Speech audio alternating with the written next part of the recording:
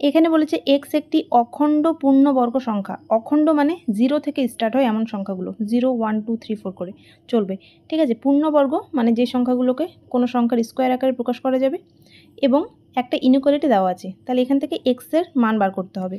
তাহলে কি করব, আগে এক্সের সঙ্গে এখানে -3 আছে, তাহলে -3টাকে আগে রিমুভ করব, মানে +3 দিয়ে সবার সাথে যোগ করব, ঠিক আছে। তাহলে এখানটায় 7 + 3 ≤ 2x - 3 + 3 <= 17 + 3।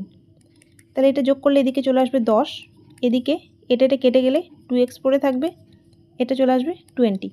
এবার দেখো আমরা x এর মান বার করব, এখানে 2x আছে, তার মানে আমাকে 2 দিয়ে ভাগ করতে হবে।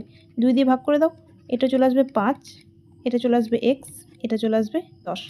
এবার দেখো 5 থেকে 10-এর মধ্যে 5-এর চেয়ে বড় আর 10-এর চেয়ে ছোট এমন পূর্ণবর্গ সংখ্যা কি আছে?